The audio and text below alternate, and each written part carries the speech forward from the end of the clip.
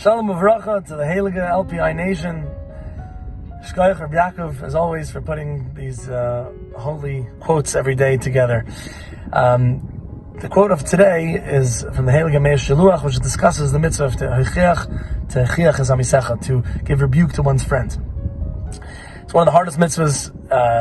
Supposedly, Aaron Cutler said he was a 612er. And this mitzvah was so difficult to do that he just refrained from it entirely. And the Rambam speaks, which you see from the HaMeor SheBah quotes as well, that it has to be done b'nachas of nekel, and one really needs to know that the person is going to be makabel, or it's usher to give teichacha. But to understand a little bit of a deeper level, the Baal Shem Tov teaches on the halacha in adam moitzeis chaveroi el shu mechuyev b'davar, which says a person cannot fulfill his friend's obligation unless he's obligated in that same mitzvah. So the Baal Shem Tov learns it a little bit differently. Ein adam moitzi. Moitzi also means to fulfill an obligation, but it also means to find. Ein adam moitzi es chaver. A person doesn't find any flaw in his friend unless he's obligated in that same exact thing. Famous story of the Baal Shem Tov that he saw someone be Mechal Shabbos, and he said, how could it be? I thought I keep Shabbos with all the chumras and everything, and he was doing real soul searching, and he said, you know what? I'm must be the Zohar calls tzaddikim Shabbos, and it must be I'm not being mechabed tzaddikim enough. So he traveled to the Pnei Yeshua, who was a tzaddik of that generation, and he was mechabed him.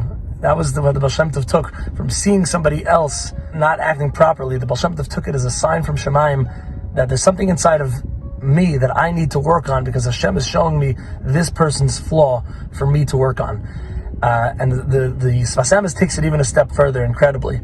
He says that a person sees, Reuven sees Shimon, and Shimon speaking Lashon Hara, let's say, and Reuven tells Shimon b'nachas of nekel, in a way that Shimon's going to be makabel. Says, Shimon, Yid doesn't speak like that. You're better than that, and a way that Shimon's going to be makabel. And he tells him, he gives him teichacha. When Reuven goes home, and Shimon goes home, says the Sfas Emes, the only way that teichacha is going to enter Shimon's heart is if Reuven starts to look into himself and work on Lashon Hara in whatever way, on his level, in his way, his darga, that he is chayiv in that same davar. So when Reuven gives teichacha, and he goes home and he does his soul searching, and he works on that avodah, he works on that midah that he saw in his friend, it's like a spiritual science. Then the teichacha that he gave Shimon will retroactively enter Shimon's heart. But if we just go and we tell somebody else and try and find what's wrong with everybody else, and don't work on ourselves, it's not helping the person, it's not helping us. So really, the best way is to take a musar from whenever Hashem is showing us something, to know that it's not a flaw in that guy, it's a flaw in me. As they say, when you point one finger, 3 are pointing back at you. When we are pointing to see something wrong in somebody else, there's really something wrong in us that we need to fix.